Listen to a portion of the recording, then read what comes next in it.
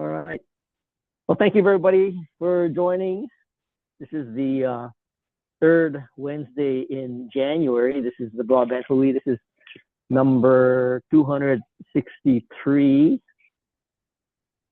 And let's see, let me go ahead and let some more people in here. Got a couple people waiting. All right, we got Glenn Hunter. That's great.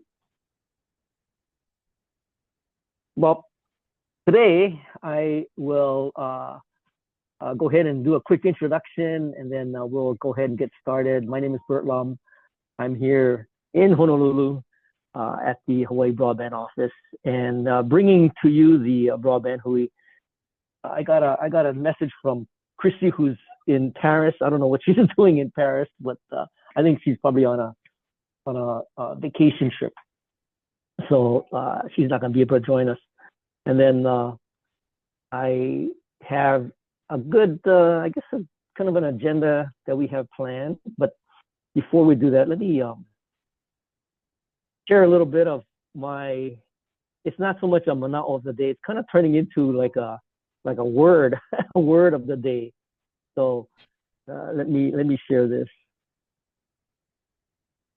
And then this kind of gives me a chance to talk a little bit about PTC, which I expected Dan to be at, but I didn't see Dan there. So Dan, I just wanted to let you know I was looking around for you. So thank you. As I said, what's going on is a court case involving land. So oh yeah, okay. Had to be here to protect the interests of my descendants. Yeah. Okay, so on this Broadband Hui, I through the course of the week, I kind of pay attention to things that might be popping up and have some relevance. And the mana'o of the day, I kind of am morphing it into a little bit of a word of the day. And on the stage at PTC was something called the alaka'i stage. And alaka'i means to lead, guide, or direct. And I thought it would be kind of appropriate. It gives me an excuse to say a little bit about PTC. And if for those of you that may not be familiar with PTC, it's an annual conference that takes place here in Honolulu every January. It's been going on, I think, for something like, I don't know, maybe 40 years. But recently, Brian Moon, the fellow on the far left, really took it up a notch, and I think was able to increase the attendance something like 20% from, well, maybe closer to 30% from 4,000 to 6,000. So it was a really well attended conference, and the alaka'i stage featured a discussion around some of the infrastructure that is being built here, as a result of the BEAD program. And so, featured on the panel was Lieutenant Governor Sylvia Luke. You had UH President Wendy Hensel. You had President of Hawaiian Telecom, Sushin, and then one of the co-founders of DR Fortress, Rosa White. And this is a really pretty cool panel. It was, I think, a great opportunity to hear directly from 4 women leaders who are in this telecom and broadband space. And what you don't see here, though, is the layout of the room. And I thought that was a pretty innovative layout because they had it kind of, the stage was circular, and everybody was sitting around kind of like that circle. So it was a pretty, well, I would say innovative, but usually when you go to conferences, it's like people are on stage and everybody's in the audience, but this felt a little more intimate. So I thought that was a good setup and good delivery. And the other thing that I would just add to this particular panel, and the word alakai was that I think every one of the panelists also recognized somebody that wasn't on the stage, and he was sitting just to the left of Brian Moon, and that's Garrett Yoshimi. And Garrett, got well recognized by all of the panelists for the work they're doing up at the UH in deploying the BEAD RFP, and not only the BEAD program, but the Capital Projects Fund. And there was another. I'll just add and conclude that there was another event, which was a press conference that featured some of the same people here, but it also had Google and Ocean Networks, and they talked about the infrastructure, that's being deployed throughout Hawaii, which includes not only the BEAD last mile, there's middle mile, there's the cable landings, there's the inter-island fiber, and the fact that Google is also adding to, the Trans-Pacific network. So anyway, it was pretty impressive, and like I said, good turnout, and I am pleased that there was good representation from all around. So that's my kind of word of the day and a little bit of recap of what PTC showcased. And if anybody has any questions about PTC, just let me know. It was and the content at PTC in terms of the sessions were really good, and they really talked about the impact of AI on infrastructure. And so anyway, it was I think a very informative and well-attended conference. It's going on one last day today, but I got my priorities. I'm here to do the Broadband Hui. So anyway, that's the word of the day, alakai, and a little recap of what happened over at the PTC. Okay, so with that, I would like to maybe go into our kind of presentations. Now, this is not, Christine, I'm not putting you on the spot for like a whole, like a presentation or some kind of PowerPoint, but there has been a fair amount of talk about, the Digital Navigator program in the libraries. And so I wanted to give Christine a chance to share. She's with, I'll let you introduce yourself, and then, we can go into the, the project, and if you want to, I think Kaala is still on. You can call on Kaala to share. Is he still color. There? Is he here? I'm here. Yeah, I think. Yeah. Okay, cool. Yep. Okay, good. Because you have some better stories than I do. So hi, everyone. My name is Christine Weiss, and I work for State Librarian Stacy Aldrich at the Hawaii State Public Library System. I work on a lot of special projects for her. So in this instance, I am the liaison between the library system and Kaala and Mapunawai, who we have engaged to provide these wonderful services in all of our branches for providing community digital navigators. And this is something that we did a couple of years ago as a pilot. I think it was in maybe 5 or 6 locations. It was one-on-one tech support. At that time, I believe they also provided some phone support as well. But we really saw just through the many years of our branch staff helping people with their devices, connection, how to set up email, all of that. We really saw a need for this type of service in our library. So as I said, it was piloted a few years ago, and then we were very lucky, last year that we were able to get additional funding to expand this program to all of our locations. So we are now working with Mapunawai, who have done an amazing job of hiring, training, and staffing all of our locations at this point with community digital navigators.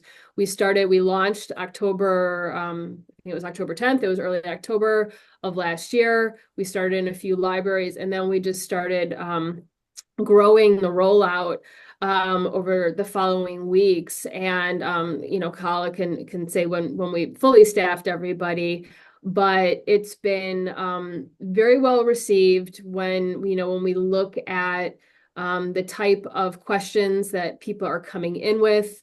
We have people who are making appointments and saying, I need to learn how to use this device that was just given to me, or how do I set up my email account? And then we can accommodate walk-ins at certain times, depending on how the schedules look and how activities are going at the branches. And we're collecting some really great statistics of what people are coming in for, and as well as sort of the feedback from like the post-session surveys that are being done to show that, hey, I came in and I'm very satisfied. My questions were answered, all of those sorts of things. So we're collecting a lot of data too, which is a really wonderful thing for us to be able to do to really assess our, this service in our libraries. So, Kaala, you probably have some better stories and things to say. What else? What have I missed? Nothing. You're so comprehensive. It's all good. I think the way that you framed it too, when we were looking at hiring, training, and staffing, and I think who uses this, we generally have an older population. Average age is going to be, all kupuna, 65 plus. I just looked at the numbers this morning, and we're just under 2,000 participants have utilized the service since we started with the 5 branches in October. We're in 50 of the 51 branches. Lahaina is still, not operational, and we're trying to figure out some different ways to do that. But the hiring was actually more of a challenge than I think I expected. The, I think some of the maybe even the stereotypes from that a lot of us share is that, I use my computer all the time. I can help somebody who comes through the door at the library. And, we've been doing computer classes for a long time. Uh, you know, 2021, we started doing these basic computer classes. And I think when we went to go look for who were going to be navigators, what we realized was that a navigator is going to have to be a little bit more, a little technically, deeper technically, broader, a little bit more width, a little bit more background and experience than an instructor, which sounds weird. But if you're a good communicator and we give you some good curriculum, you can do this well. And so finding it's kind of like a unicorn, somebody who can communicate well with human beings and with computers, and can teach and instruct and problem solve. I think those are the things that we're looking for. We have people who are digital um, problem solvers. And the reason we're doing that is, we're kind of there. I tell all of our navigators that, we're trying to compete with the Apple Store, really. We're in more places, we have more reach. And we want to have that a level of service and technical support in Kapa'au, uh, in on Lanai, on Molokai, in Wailua, on Oahu. And that's what was hard to find. And so, like, we got a guy in Naalehu and Pahala, who was a retired Navy cybersecurity guy, and is a unicorn. We had probably close to 300 applications for the job. Um, Interviewed tons of people, and again, the thing was like, I can do this thing. And then we would ask them questions on the application would be things like, what questions that you probably wouldn't ever get on an application ever. Like, what browser do you use? What's your favorite browser ever? What operating systems do you know? Because we're looking for some technical depth. I don't care what browser you use. But honestly, if somebody who applied for the job used a browser that was not a standard default browser, that's a great green flag for us because it just shows curiosity. Um, but that's kind of the thing. We don't do training for people who are not computer, not digital. We'll do training at customer service and problem solving and provide a structure and kind of a matrix for working through those things. Be better communicators. But we do expect people to be able to solve problems, not to know everything. We had a lady come in once early on in Waianae who was close to 80, 70 years old, I think. And she wanted to know, and it's just like we expect people to come in with like, oh, I can't find my password. What do I do? But she came in and she had questions about the Tor browser. And she's 70, and we're like, why are you? Because she went to trade cryptocurrency. She's just concerned about security, and we had our navigator there who was super familiar with Tor. And we asked people, have you heard of Tor before? Like, and this doesn't, it's not terrible if you haven't, but if you have, that's a great plus.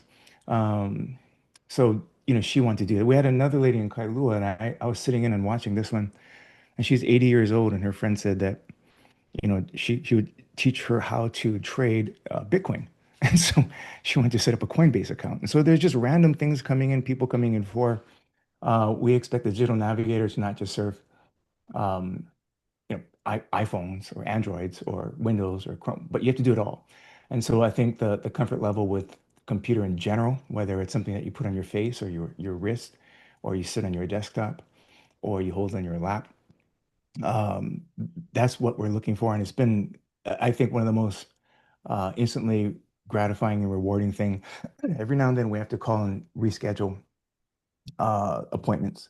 And I listen to the calls in our office, and I hear the appreciation and the gratitude from people, and it's amazing. And I've heard a lot of this already, but I think this particular one-on-one support in an appointment, 45 minutes, it's pretty fantastic. So we appreciate the opportunity to do this, and fantastic.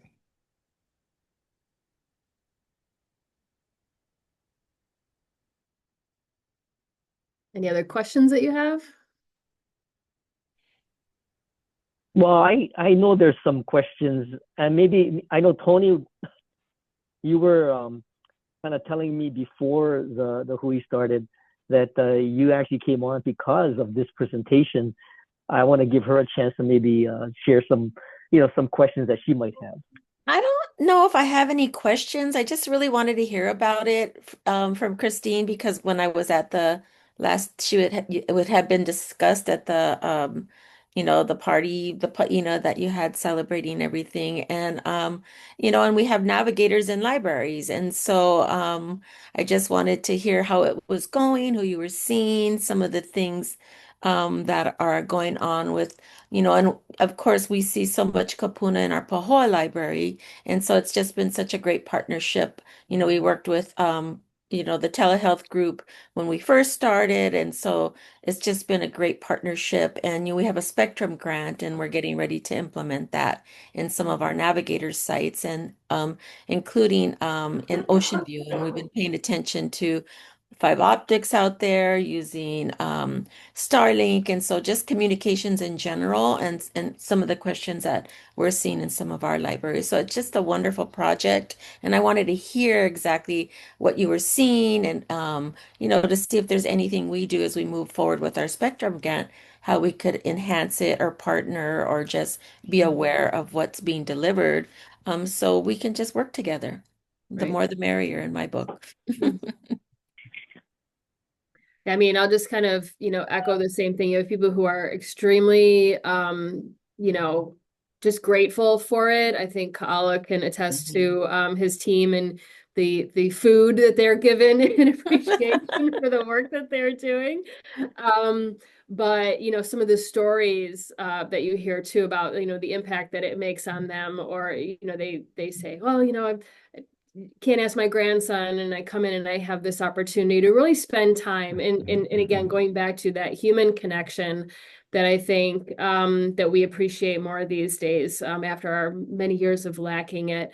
But I'll say, just from the aspect of our staff, they've done this a lot, but you have to realize too, it's like they have somebody who needs you over here, over here, over here. So to have people dedicated to this and spending the time is a really great thing that we have right now, to make that connection. So, And libraries are such trusted sites for information. That's been our experience over the last 2 years. And we look at them as anchor sites for our navigators. And so I just I just love hearing people coming in to learn about trading and Bitcoin. I just love that. You think, oh, they're just going to come and learn how to use their iPhone, but this is such an eye opener. And so it's just very exciting, and congratulations. Um, Thank you. that's a great point too, you bring up, Tony. Like, we had initially we had our expectations and what we thought people would be coming in for, general tech support, Mhm. tutoring.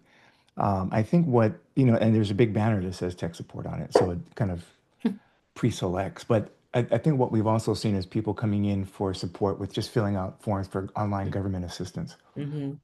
We had people, not as much, coming in specifically for, say, telehealth appointments Mhm. or in understanding. And, we do a lot of what I would consider, telehealth training on a computer is basically how do you use your computer Yeah. and how do you use a video conferencing call. So we just put a kind of a white label on it or wrapper and call it telehealth. But the interesting thing for us is when like there's somebody else on in Maui, actually in Lahaina, we'd done a class out there just recently, and one of our navigators was there, and somebody was just having a hard time still accessing support, like government support post fire. And it wasn't like, how do I use my computer? It was like, how do I navigate this website? How do I, fill in this forms? What do I have to do? And our navigator there, Isaiah actually had never filled out this form. It's not like, but it's not, but you use a computer, you use a website, and you're knowledgeable, you can problem solve. And so, that's what he did. And or another guy who came into the Waianae Library who said he had missed some kind of court thing and was about to had been told received a mail or letter that he was going to be issued a bench warrant for his arrest if he didn't go to this website and fill out this form. And he came into the library for help doing that. So it's much broader than how do I use my mouse, or a left click or right click. It's a lot more, how I need support with how the whole world is going right now. Right. It's When the access. IRS office Yeah. closed down, exactly right. And Mhm. the IRS office closes down, or you in Kono and or Hilo, I can't remember, and the Mhm. Social Security office is in the other side of the Yep. island. That's us. Um, or like, the new parking rates in Hilo are crazy for your Mhm. hospital. We just did a class yesterday in Kia'au, Mm. um, and it, my wife is a nurse practitioner, and she's saw like 100% of her patients and during the pandemic on telehealth. So, you know, literally like 30 a day sometimes, and so we're talking like hundreds, if not thousands, of patients online, and probably one of the most experienced people that I know actually delivering telehealth services. And also with a kind of a hand on the pulse, no pun intended, of what we're trying to do with digital literacy. Um, those are the things that people are coming in for that are different. We had one lady come in who she had written a book and she wanted to create an audio book. So she brought her laptop and a USB microphone into the branch. And she wanted to use a certain program, and it turns out that people don't know what they don't know, and the best software was some other random, I don't know if Audacity is open source, but and our navigator, super tech savvy, just solid, and says, I can help you set up this your audiobook. Like we can help you show you how to record this. Or alternatively, you can record a sample of your voice and have, AI read your whole book for you. So there's just different things. And so we think of it more now like I think it was either the Office, no, Organization for Economic Cooperation and Development. I think it was them that coined that expression, like problem solving in a technology-rich environment. And that's what we're problem solving for people Mhm. in using a computer. So it's much broader than I think that we had expected. But like I said, we've been doing classes. There's thousands of people that have come through classes that we've done, and so the questions are relatively the same over and over. It's like I've done focus groups with, 3,000 people. So we know at scale what people need to know to be able to go. And we're hoping, honestly, somebody had asked me what success looks like for us in 5 years. And I would say if we don't have a job anymore, we shouldn't be teaching people basic computer skills We shouldn't be having people come and say, I don't know how to use my new device, my phone. We want to be able to level people up so they have the basic fundamental Hmm. knowledge to be able to learn what they need to learn, to go home and learn whatever they want to learn. And that's really what we want to do. We want to be out. And that, Kia'au is done, and done, I mean, like 100% everybody there is digitally literate. Pahala, Na'alehu. We have a guy up in our navigator up in the Waimea area in Thelma Parker, Hmm. who is just fantastic. Just moved back home from Vegas, wants to be in tech, and I'm like, bro, you're in the wrong, you're in the wrong location if you want to be in tech, except for the fact that we can offer you like legit um, support in tech services. And so we're talking to University of Hawaii right now to try and see if we can't, and I'm interested in this, I'll throw this out here too, to try and integrate with some of their computer science IT classes, get students into the branches and give them real repetitions with a human being. And when they come, and this is, I talked to a guy recently, eWorld over here in Honolulu. We are talking about some issues with demand and supply here for this, and I said, hey, listen, we can provide for you, technically sound, computer knowledgeable problem solvers, great communicators. What would you do? Is I would hire them. So there's a pipeline for some people, not all of them. I don't think that this is a career. You can't live in Hawaii and we're paying well. We pay more than like UH is hiring people coming out of the thing. We're paying them pretty well, more than that they're getting from UH, because we want problem solvers. We want people, and that's a different skill set than somebody just sitting and, "Oh, let me show you how to use this mouse." Hmm. We, sometimes people come in with what they think is their problem, and it's not. It's the same thing when you go to a doctor's office. I have this problem here on my left side. Oh, that's really your right shoulder. And we need somebody who can diagnose before they prescribe, and that's the kind of skills that are actually hard to find. So we're pretty grateful for the navigators that we have right now. We have 21. Some of them are part-time, some of them are full-time. We're covering the 50 branches with that. That's awesome. And I think for us, we think about, remote work in, rural communities as well. So, if they're starting to learn, in the libraries how to access systems, I think, that also opens the door for some of our rural 100%. communities, Yeah. Yeah. we And look at and in that as fact, well.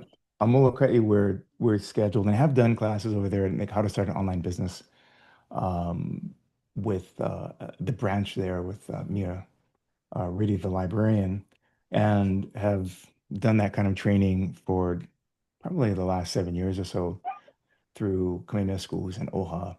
And for us, it's a full kind of continuum. We can help you learn how to turn your device on, and we can help you make some money, and we can help you start an online business, and we can help you get healthier. So healthier, wealthier, and wiser, I think, to paraphrase Good. Benjamin Franklin, I think. And that's what we're Thank you. looking for, I Thank think, you. is So from the chat, Cal, you'd said about is this information legit or is it a scam? Mm. So those questions are asked now. I'm looking at the statistics from December. So there was 21 sessions where that type of question came to them about online privacy and safety. And with the previous series of basic classes that we had with Mapunawai last year, that was one of them, an entire session on that. So that is also something that is frequent. Hey, I got this email. Is this legit? Absolutely. So that kind of question is still asked. So as much as Kaala and team want to work themselves out of a job with, how to use a mouse, I think those kind of things, as people are getting craftier, you might never work yourself out of a job when it comes to scams and foreseeing that. So no, unless you no, start to no. hire them. So That's funny. We in that class, like we would do like a 2 hour class on online scams, and it was great. It was really good fun. We'd put up an email, screenshot on the projector and have it on a handout and say, "Is this a scam? Yes, no, not sure." And we'd have a series of those, and our intent is to train people's eyeballs, right? Our intent is to try and connect people who, when we learn how to cross the street, we're looking left and right. And now no, when I was a kid, you look left, you look right. Nowadays, they tell me I have to look left, right, and left again because cars go so fast. And so that's the kind of thing that we're trying to teach people is looking left and right. If you're not sure it's a trick, don't click. I made that up myself. That's good. That's the That's kind of good. stuff that, we have all these little things, when you see the stripe, it's time to type, the insertion point up at the top. And we have like in our trainers, like they just get a big kick out of like co-writing these one-liners that we try to get things to stick in people's minds. We had one guy come into a session and he says, "Hey, I got this email from a coworker, and I wasn't sure. It just sounded funny. Like she doesn't normally write to me like that in an email, and I had a link." And I go, "Don't tell me." He goes, "Yeah, I clicked on it." It was like a scam. I'm like, "Why? You're not sure the stove is hot. Then you go touch it. And so we're trying to retrain people, actually train people, not retrain people, but like in Hawaii, you grow up, you go to the ocean, you don't turn your back on the ocean. There's these basic things that we know, and we know them because we got taken to the beach, and somebody sat down there, my grandfather, and told me not to do this. But we'd ideally, again, this is the dream that Hawaii would have the most digitally literate state in the country. That's what we've been talking about for the last 5 years. Challenged every other state that I could find, and if they don't know, that's up to them. Trying to ask the LG to challenge all the other LGs. But the digital navigator is in the library, the perfect funnel. We run classes all over.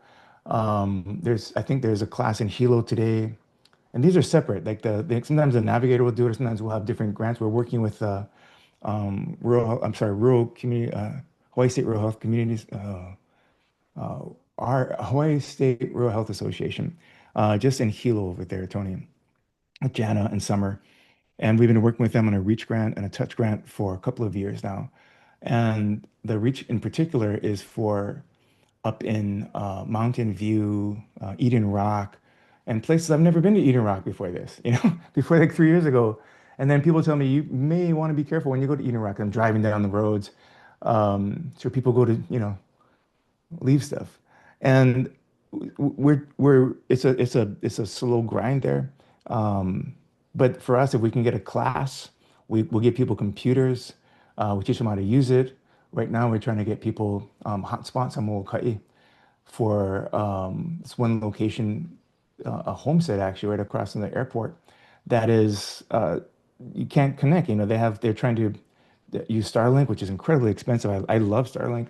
It's super, super expensive, but they're in like a T-Mobile Garden of Eden over there, and they're getting over 500 megabits per second down, and it's just amazing. And we're testing this out, and I'd love to come back and talk about it more. But they're getting faster speeds in Starlink for about a quarter of the cost. And it's just incredible. So for us, if they can go to a class, and then I tell them I did this class 2 weeks ago in Molokai, and had the navigator from the Molokai Library was with me that night. And I said, if you have any questions, you're going to 100% forget everything. Hina is at the branch, tomorrow. She'll be there. You can just schedule an appointment. And then Hina says, "Ooh, I'm so sorry, aunties, but all those appointments are booked already." So, there's a little bit of a demand and supply issue right now for us, and we're trying to figure out how to work that too. But just fantastic funnel to help people to learn, go to a class, bring their device, and do one-on-one stuff with Navigator. Christine, I'm kind of curious, with all the great information that is coming in the form of questions that all the navigators are fielding, is there a database, or I'm kind of curious, how does somebody that is a navigator who gets a question that perhaps they don't feel they could really with their experience answer, is there some resource that they could tap that is part of Mapuna Vai's sort of collective responses that kind of helps them navigate maybe that particular topic? Right. So that's actually a question for Kaala for how they're kind of organizing and keeping that information together. I know from a standard library, reference librarian, they often do sort of have a database of frequently asked questions where they tap into some of the answers. For right now, we're getting monthly reports from Mapuna Vai, which is great. So we can kind of see these breakdown and statistics of what's being asked. And then we can hopefully use that in the future for future training, for looking to see what other resources can we tap into? Because as many of you might know, we currently subscribe to things like North Star, Gale courses, so we can see if what we have for our digital offerings is sort of helping to serve the public in this way too, whether or not it's a teaching resource, something a little bit more in depth. The thing that we definitely saw with the basic computer classes is you had so many people who are like, okay, what's next for me? I've done this basic computer class, I've done this, where can I go next?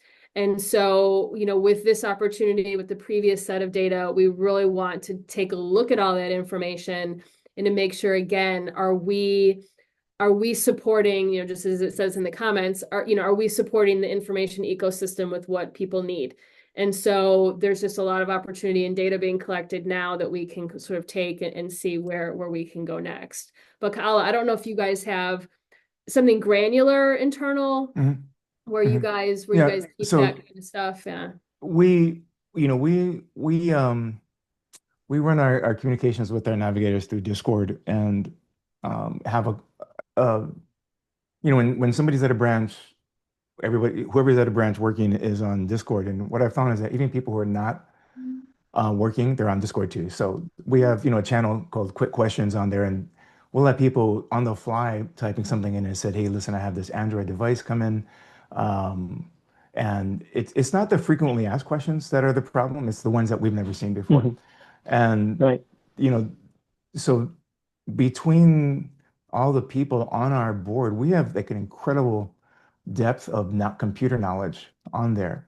But even so, we're sending people to the quick question thing after you've already done some work. And I think we're 2026 right now. We have ChatGPT, Perplexity, Claude, Grok, Gemini. It's an amazing resource. And I've seen navigators who would screenshot some device that they had and what they were seeing on the screen and upload that to ChatGPT and process through that. So again, we're looking for problem solvers. And, we had a navigator early on, like first week or so, a little bit insecure, and started posting questions onto our quick question chat that you shouldn't have been posted. It's like, this is not, you're the navigator here, and then what I would do is like, other navigators very gently would put an answer that was a quote. It was like a full quote with a link to here, search this, here's the prompt in AI. And, 2 months later, we have this navigator, sideloading Linux to try and recover a laptop that had crashed on their own and getting stuck, and then bringing that particular problem to our team. And I think again, it's not the frequently asked questions that are that you should know this stuff and you should be able to problem solve that thing. But when ChatGPT, Perplexity first, probably it's a little bit more succinct. When those things are failing you can't get an exact response. You're getting multiple responses, which is frustrating as heck if you've ever tried to troubleshoot software on AI. Then we're coming back to our group and collectively doing it. Again, the thing is though, where people are coming into the library are not coming in to ask, how do I install a large language model on my desktop on my own so I can run it privately. But we have guys that could help you if you wanted to. But nobody's coming in for that. But still, you're getting problems and challenges that are, if you live your life predominantly on an Android device and somebody comes with an iPhone, then it might be a little bit slower, but you're gonna be able to solve that problem. That's what we expect from the navigator. Again, so problem solving in a technology-rich environment. The entire internet itself is the repository of knowledge. And being able to sift through that is the other thing, right? So when people say, we ask the question on their job application, when you get stuck, where do you go? And when people say, I'm on AI chatbots, I'm on Reddit, I'm searching, it's great. When people say, I call my friend who is in tech for help, I say, can we have your friend's number? Because that's who we want to hire. Like I don't want to hire people who call other people. We want people to be able to solve problems. So, Kala, just kind of a quick question. For a navigator who's engaging with somebody that's bringing up a topic, a question, do you pretty much say take as long as you need as advice to the navigator, take as long as you need to find a resolution, or is there some unspoken time limit? You mean for appointments are 45 minutes? Is that what you're talking about? Oh, okay.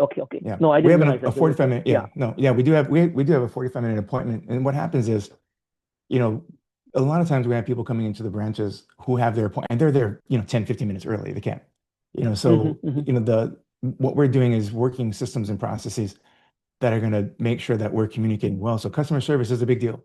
You know, most of my life is spent training customer service around the state in hotels and hospitals and banks and retail organizations. So, we're trying to infuse our interactions with customer service. And when one of the things that we ask people to fill out for us is a post session form, and we ask them about their navigator, and we have them rate their navigator. It's like an Uber score, out of 5. And I think I'm looking at December's report too, and we have an average navigator score of 4.96. And so we do look at the navigators that are consistently getting some problems, because you can't help everybody, and you're not ever going to make everybody happy. And that's true at the 5-star hotels and restaurants, and it's true in the library.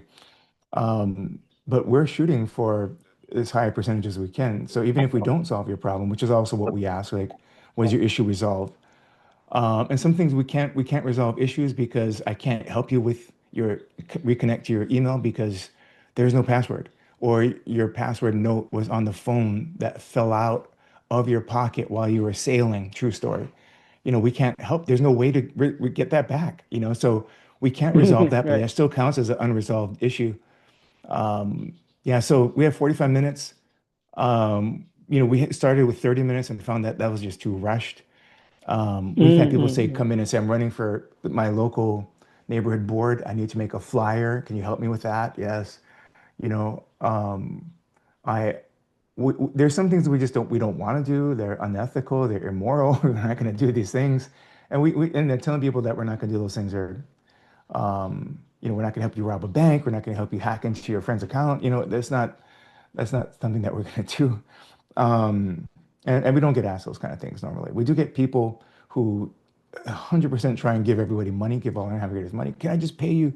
And I tell them, auntie, uncle, we get paid for this. And so they end up, we have another channel on our Discord that is right next to quick questions, and it's called the Food Flex, because it used to be success stories, but now it's like you just take a picture of all the food that you get. Like you get, oh, I got smoked meat from auntie. I got a big bag of salt when I was on Kauai. Those kind of things. And so there's the numbers, 4.96 out of 5, and then there's how much food people get. So that's the food flex.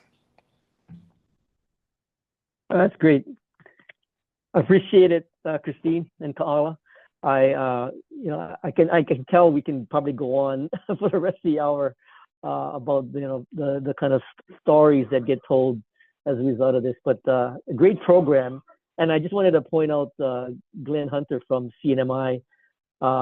He's enjoying this conversation. He's still at PTC, so I think it's kind of noisy in his area. But if Glenn, if there's any interest in perhaps replicating something like this, in CNMI, which is the Commonwealth of the Northern Marianas Islands, feel free to contact me, and I'll put you in touch with Christine and Kaala. And I think this is a great program. Could get replicated, throughout the Pacific. Okay, with that, again, last question. I'll just sort of move on to our final piece of information that I wanted to get people to be aware of. And again, mahalo, Christine and Kaala. I want to give Nick a chance to share a little bit about their Imua Onipa'a cohort that they just announced. And so, Nick, why don't you take the floor here? Mahalo, Bert, and mahalo, Kaala, and look forward to connecting with you soon as well. Just that work is amazing. Yep. Aligns so well. Solid. So Imua Onipa'a, we're in a similar space, but really looking at upskilling individuals with one-on-one kind of mentorship, training, contracting, from kind of the living wage 60K, here that we see up to that six-figure range. So we've gone through our first cohort. A cohort could last, individually 2 months for someone, but it could last 2 years for someone as well. Each one is really a one-on-one mentorship and guidance, with our founding director, Gary Albitz, who's on the call as well. We haven't announced the second cohort yet. We wanted to make sure that we put it out to our trusted partners and obviously the Broadband Hui and the connection that this group has statewide really can potentially have some solid candidates for that. We'll announce it publicly next week. I'll throw the link in the chat just so people have that application for our next cohort. It is a statewide program. It is hybrid and in person. But we're really grateful for the opportunity to share that. We've had some really solid wins already.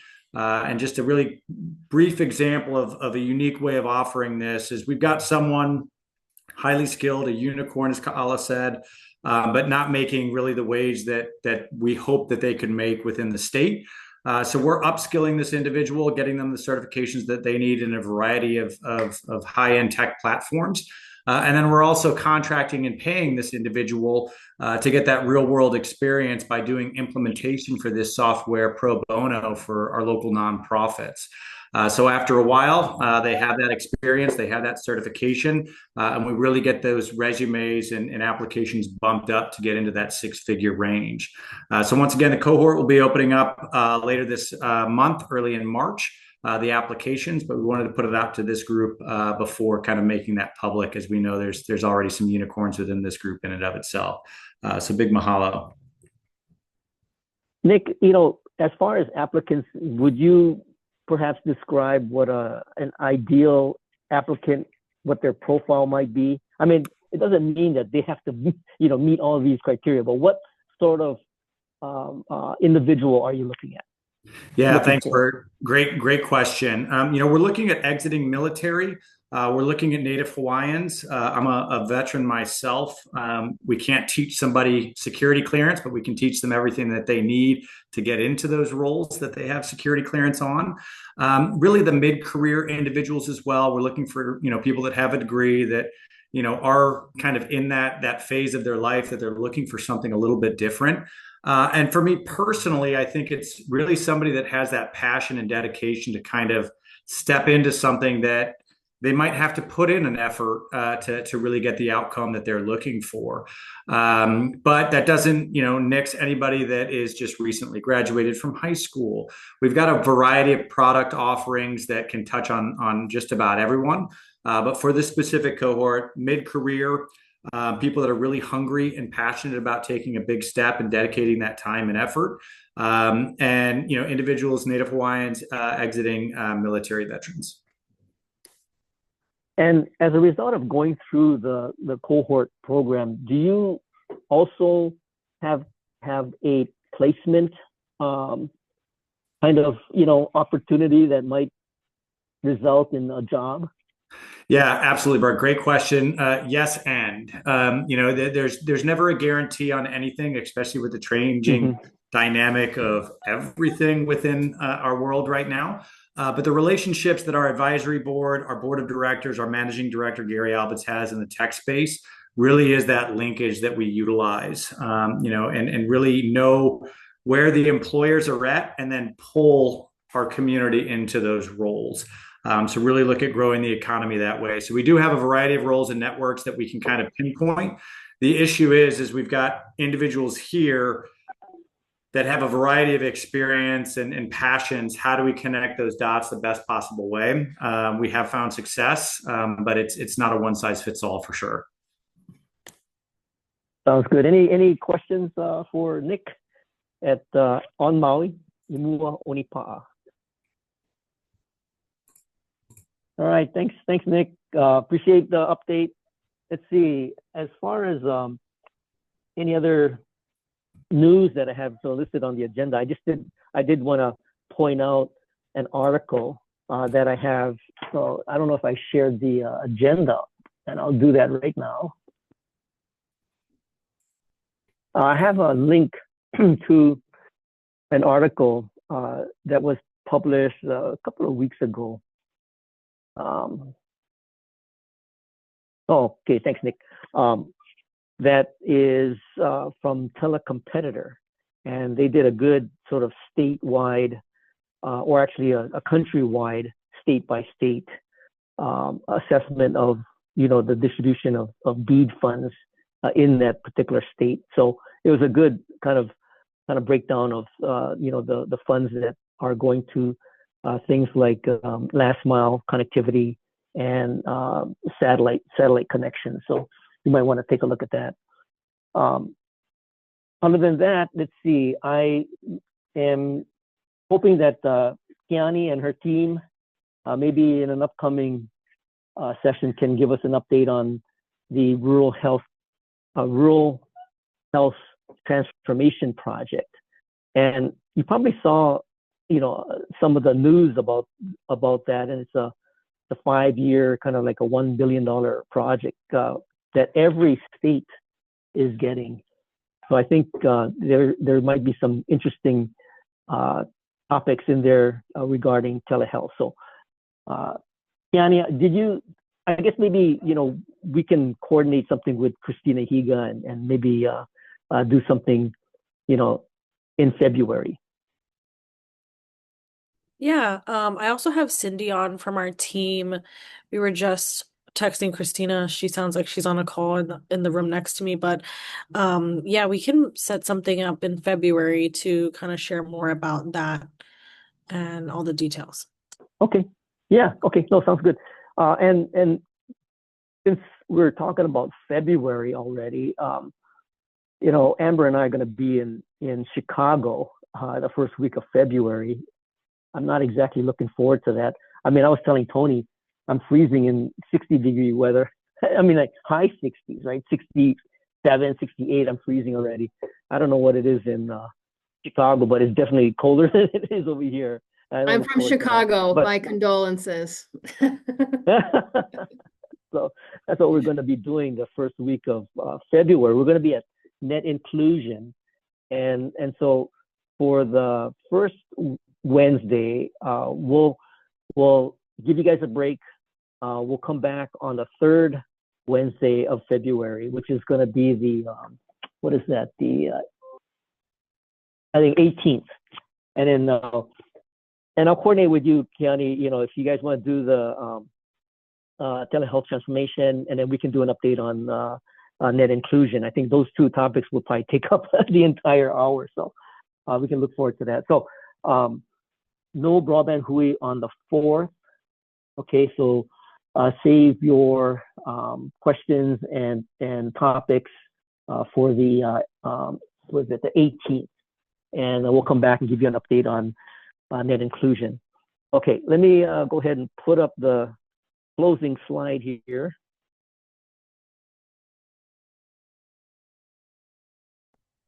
Hey, Bert. Yeah.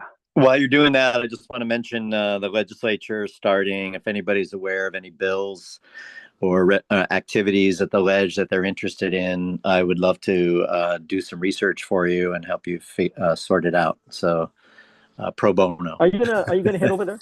Yeah, so I'll be there this afternoon, and I've just been spending some time getting familiar. I know the Hui hasn't had time to ramp up, sort of rebuild an advocacy branch. But if anybody's still doing it, count me in. Thanks. Well, yeah, I just as a concluding comment, between you, Chrissy, and Kieran, I think you guys should Hui up and kind of pull the policy advocacy group together. It's just a matter of who's gonna make that call. So anyway, and you also have access to Civic Nexus as a tool. So you want to make use of that. Okay, so thanks everybody for joining us. This is the 263rd edition of the Broadband Hui, and again, we'll be back on February 17th for the next one. So until then, I hope everybody stays safe, and of course, you all stay awesome. See you later. Aloha, everybody. Bye, Bert. Thank you, everyone. Bert, you got a few seconds? Yeah, hold on. Let me stop the recording. Okay.